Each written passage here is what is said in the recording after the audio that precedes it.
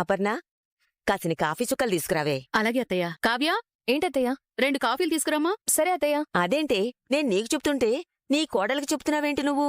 మీ కోడలికి మీరు చెప్పారు, నా కోడలికి నేను చెప్పాను. సరిపోయింది. హాయ్ రా రాహుల్. హాయ్ రాజ్. ఏంట్రా డల్గా ఉన్నావు?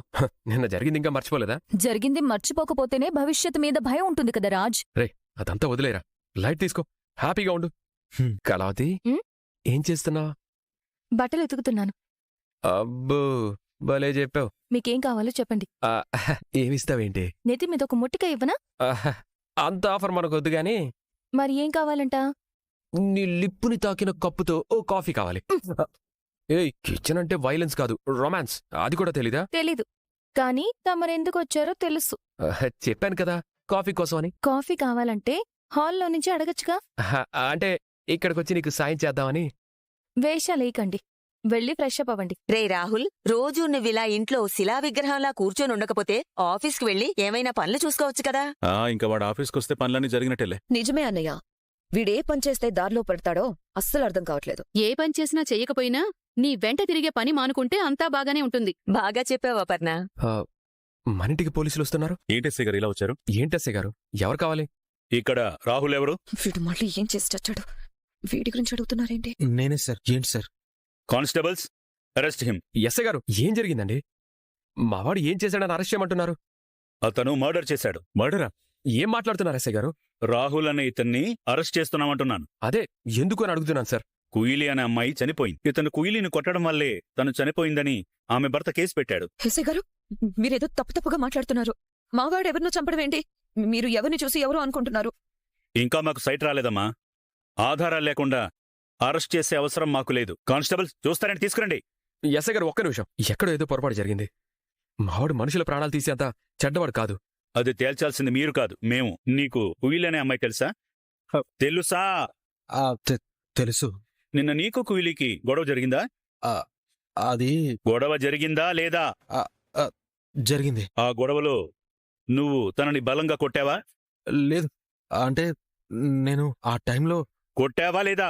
Yes or no? జస్ట్ తోసాను సార్. కానీ అంత మాత్రాన్ని ఎలా చనిపోతుంది సార్? అదంతా కోర్టులో తేలుతుంది, పద. ఎస్ఐ గారు, ప్లీజ్ సార్, వాడికే పాపం తెలీదు. వాడిని వదిలేయండి సార్, ప్లీజ్. ఇతను నిర్దోషి అని రుజువైతే జడ్జి గారే వదిలేస్తారు. Constables, arrest him. Please SI గారు, వాడికే పాపం తెలీదండి. మమ్మీ, ప్లీజ్ సార్, తీసుకురండి. తీసుకురండి. రాహుల్, మమ్మీ. ఏంటి అందరూ అలా చూస్తున్నారు? నా కొడుకుని పోలీసులు తీసుకెళ్తుంటే ఎవరు పట్టినట్టుంటారేంటి? ఏం చేయమంటావు? ఎస్ఐ అడిగిన ప్రతిదానికి అవునని వాడు సమాధానం చెప్పాడుగా, ఎలా ఆపమంటావు? వాడు పెళ్ళాన్ని వదిలి ఇంకో ఆడదాని వెంటే పడ్డాడనుకున్నాం. నా మనవడు మనవరాలి వల్ల వాడికి బుద్ధొచ్చిందని నమ్మి ఇంట్లోకి రానిచ్చాం. కాని వాడు ఒక మనిషి ప్రాణమే తీస్తాడనుకోలేదు. అలాంటివాణ్ణి కాపాడే పరిస్థితి ఉంటుందా? వాడు మారి మనిషియ్యాడని సంతోషపడాలా, లేకొక మనిషి ప్రాణం తీశాడని ఆశ్చర్యపోవాలా? ఏం అర్థం కావటం లేదు. పైగా వాడి కళ్ల ముందే వీడు దాన్ని చంపాడని దాని భర్తే చెప్పాక మనం చేయగలిగింది ఏముంటుంది? నాన్న, మీరందరూ కాస్త ఓపిక పట్టండి. ఏం మాట్లాడకండి. కళావతి, అచ్చా, రాత్రంతా మాట్లాడాను. ఈ విషయమే వాడు నాకు చెప్పలేదు. ఇప్పుడు వాడిని ఎలా బయటకు తీసుకురావాలి? అక్క, రాహుల్కేం కాదు, నువ్వేం బాధపడద్దు. పోలీసులు రాహుల్ని తీసుకెళ్లినందుకు నేను బాధపడట్లేదు కావ్య. నేను మళ్ళీ ఇంకొకసారి మోసపోయానేంటి అని బాధపడుతున్నాను. స్వప్న, నువ్వు మోసపోయానని ఎందుకు అనుకుంటున్నావు? ఆ అమ్మాయి ఎలా చనిపోయిందో, అక్కడ ఏం జరిగిందో అసలెవరికీ తెలియదు కదా. కానీ పోలీసులు సరాసరి రాహుల్ని వెతుక్కుంటూ వచ్చారంటే ఏమనుకోవాలి? మీరు రాహుల్ని మార్చాలనుకున్నారు. రాహుల్ మారకూడదు అని నిర్ణయించుకున్నాడు. అతను నిద్రపోతున్నవాడు కాదు, నిద్రపోతున్నట్టు నటించేవాడు. ఎప్పటికీ తనని లేపడం సాధ్యం కాదు. అందుకే నేను నమ్మను అన్నాను. మీరు ఓ అవకాశం ఇమ్మన్నారు. పొద్దు పొడిచేలోపు అతని బుద్ధి బయటపడింది. లేదక్కా, నువ్వు అనుకున్నది నిజం కాదనిపిస్తోంది. నాకెందుకో అనుమానంగా ఉంది. రాహుల్ డబ్బు మీద ఆసున్నవాడే, అందని దానికి నిచ్చెన వేసేవాడే, బాధ్యత లేనివాడే. కానీ ఒక మనిషిని చంపేంత ధైర్యం రాహుల్కుందని నేను అనుకోవట్లేదక్కా. అవును స్వప్న, వాడు మూర్ఖుడే కావచ్చు, కాని హత్య చేసేంత దుర్మార్గుడు కాదు. కాని కళ్ల ముందు సాక్ష్యాలు కనిపిస్తున్నాయి కదా. పోలీసులు అడిగిన దానికి ఒప్పుకున్నాడు కదా. నమ్మకుండా ఎలా ఉండగలం? కళ్ళకి కనిపించినవన్నీ నిజాలు కాకపోవచ్చు, కనిపించనివన్నీ అబద్ధాలు కాకపోవచ్చు. వాణ్ణి ప్రేమించి పెళ్లి చేసుకున్న తనే స్వప్న నువ్వు. వాడి గురించి మాకంటే నీకే బాగా తెలియాలి. అక్కా, నిన్ను కన్విన్స్ అవ్వమనట్లేదు. కంగారు పడద్దు అని అంటున్నాం. ఏం జరిగిందో మేం తెలుసుకుంటాం. అప్పటి వరకు నువ్వు ధైర్యంగా ఉండు. తొందరపడి అప్పుడే ఓ మనిషిని అంచనా వేయడం, అనుమానించడం మంచిది కాదు స్వప్న. అర్థం చేసుకో. హలో హలో రుద్రాణి గారు, గుడ్ మార్నింగ్. ఓ సారీ, కొడుకు పోలీస్ స్టేషన్లో మర్డర్ కేసులో అరెస్ట్ అయి ఉంటే అది మీకు గుడ్ మార్నింగ్ ఎలా అవుతుంది? బ్యాడ్ మార్నింగ్ కదా. ఎవడ్రా నువ్వు?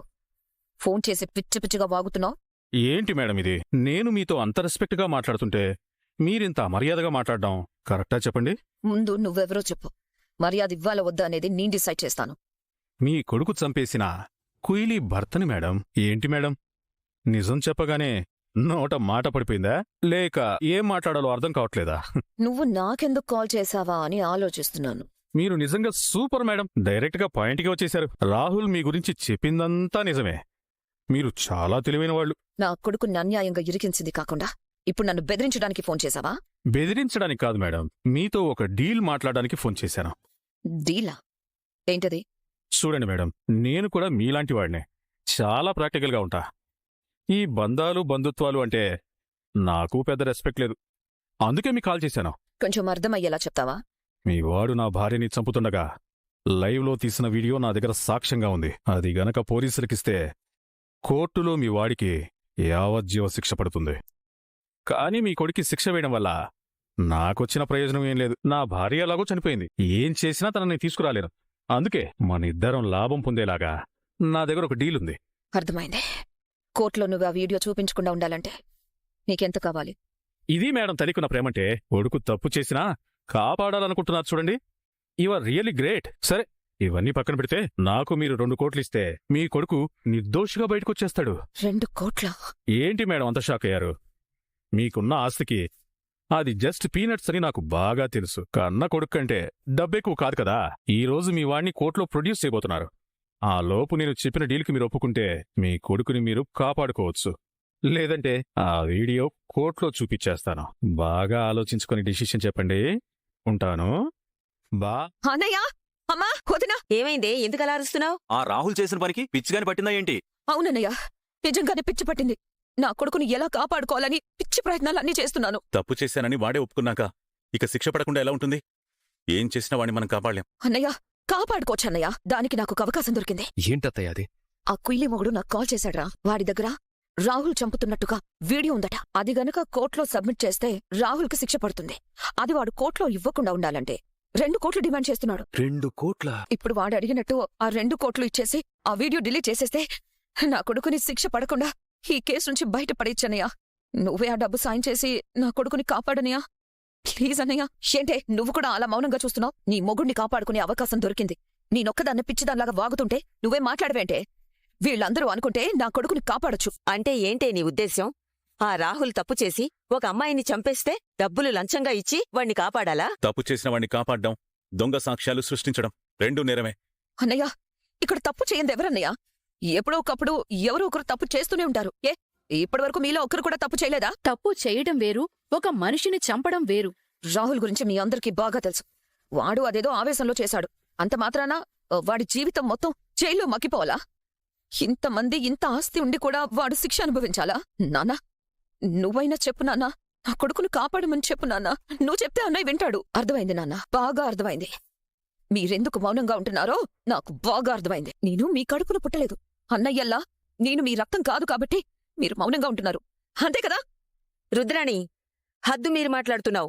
ఇప్పటివరకు ఈ ఇంట్లో ఏ ఒక్కరూ కూడా నిన్నుగాని రాహుల్ని గాని పరాయి వర్లా చూసిందే లేదు. అమ్మా, ఇంట్లో కూర్చోపెట్టుకుని 4 మెతుకులు పెట్టి 2 చీరలు కొనిస్తే కూతుర్లా చూసుకోవడం అంటారా? కష్టం వచ్చినప్పుడే కదా తోడుగా నిలబడాలి. నన్ను పరాయిదాన్లా అనుకున్నారు కాబట్టే నా కొడుకు మీద 2 కోట్లు పెట్టడానికి కూడా ఇంతలా ఆలోచిస్తున్నారు. ఇదేనా నాన్న మీ విలువలు? కష్టమంటే శత్రువు కూడా సహాయం చేయాలని అంటారు కదా. అలాంటిది కూతుర్లా పెంచుకున్న నన్ను, నా కొడుకుని ఇలానే వదిలేస్తారా? అత్త, నిందలు వేసింది చాలా ఆపుతావా? నీ మీద ప్రేమ లేకుండానే తాతే నీ ఇంట్లో పెట్టుకున్నాడా? రాహుల్ ఈ ఇంటి మనిషిని మేము అనుకోకపోతే వాణ్ణి కాపాడుకోవడానికి వాణ్ణి వెతుక్కుంటూ వాడి గర్ల్ ఫ్రెండ్ ఇంటికి ఎందుకు వెళ్తాం? వాడెవడో వీడియో ఉందని చెప్పగానే రాహుల్ని కాపాడడానికి 2 కోట్లు ఇవ్వాలని అంటున్నావు అంటే ఇండైరెక్ట్ గా రాహులే అమ్మాయిని చంపాడని నువ్వు ఒప్పుకున్నట్టే కదా? చెప్పతా, ఒప్పుకున్నట్టే కదా? నువ్వు గాని రాహుల్ గాని ఏ రోజు సపోర్ట్ చేయని నా కళావతి కూడా రాహుల్ చంపలేదని నమ్ముతుంది. కానీ నువ్వు మాత్రం నీ కొడుకు నమ్మట్లేదు. నువ్వు రాహుల్ని ఎలాగైనా బయటకు తీసుకురావాలని అనుకుంటున్నావు. కానీ మేము వాడు తప్పు చేయలేదని నిరూపించి నిర్దోషిగా బయటకు తీసుకురావాలనుకుంటున్నాం. అది తేడా. మాటలు చెప్పినంత ఈజీ కాదు రాజ్ ప్రూవ్ చేయడమంటే. రాహుల్ చంపాడు అనడానికి రంజిత్ దగ్గర సాక్ష్యాలున్నాయి. మరి మీ దగ్గరే ఉన్నాయి. వాణ్ణెలా కాపాడతారు? రుద్రాణి గారు, రాహుల్ నిజంగా అమ్మాయిని చంపనప్పుడు ఎవరికి మనం డబ్బులు ఇవ్వాల్సిన అవసరం లేదు రుద్రాణి గారు. ధర్మం మన వైపు ఉన్నప్పుడు రాహుల్ని నిర్దోషిగా బయటికి తీసుకురావచ్చు. ఇలాంటి సినిమా డైలాగ్లో కోర్టుకు సరిపోవు కావ్య. సాక్ష్యాలు కావాలి. మీరందరూ రాహుల్కి శిక్ష పడాలనే డిసైడ్ అయినట్టున్నారు. నా కొడుకుని ఎలా కాపాడుకోవాలో నాకు బాగా తెలుసు. మీరొచ్చినా రాకపోయినా నేను వెళ్ళి ఆ రంజిత్ని కలుస్తాను. వాణ్ణి ఒప్పించి నా కొడుకుని బయటికి తీసుకొస్తాను. స్వప్న, ఇప్పుడు నేనేం చెప్పినా అత్తయ్య వినే పరిస్థితిలో లేదు. తప్పకుండా ఇప్పుడు పోలీస్ స్టేషన్కి వెళ్లి రాహుల్ని కలిసి జరిగింది తెలుసుకొని ఆ రంజిత్తో డీల్ మాట్లాడుతుంది. ఆ సమయంలో నువ్వు తన పక్కనే ఉండు. రాహుల్ని కాపాడే సాక్ష్యం మేం తీసుకొస్తాం. అలాగే రాజ్. అక్క, ఆ కుయిలి మొగుణ్ణి వదిలిపెట్టకు. మేం వచ్చే వరకు వాడక్కడే ఉండేలా చూడు. అలాగే కావ్య. రే, ఏంట్రా ఇదంతా? ఒకవైపు రాహులే చంపినట్టు సాక్ష్యాలున్నాయని రుద్రానంటుంటే మీరెలా కాపాడతారు? అసలు మీ దగ్గర ఏం సాక్ష్యాలున్నాయిరా? మనమేమిద్దరం ఆ ఇంటికి వెళ్ళినప్పుడే కళావతి ఆ ఇంట్లో ఒక కెమెరా పెట్టిందన్న. అక్కడ కెమెరా పెట్టాలని ఎందుకనుకున్నావు? ఆ కుయిలి రాహుల్ని ఎందుకు ట్రాప్ చేసిందో తెలుసుకోవాలనుకున్నానత్తయ్య. మేం లేనప్పుడు వాళ్ళు మాట్లాడుకునే మాటల్లో నిజాలు తెలుస్తాయని ఆ పని చేశాను. ఒకవేళ రాహుల్ కుయిలిని చంపడం నిజం కాకపోతే అది కూడా అందులో రికార్డ్ అయి ఉంటుంది. ఎవరు చంపారో కూడా తెలిసిపోతుంది.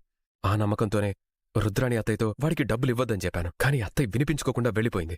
అయితే ఇంకెందుకురా టైం వేస్ట్ చేయడం? వెళ్ళా కెమెరాలో ఏం రికార్డ్ అయిందో చూడండి. అలాగేనన్నా. కళావతి పద. కేసు క్లోజ్ అయ్యే వరకు పోలీసులు ఇలా కాపలాగా ఉంటారు. లోపలున్న కెమెరా ఎలా తీసుకురావాలి? ఏయ్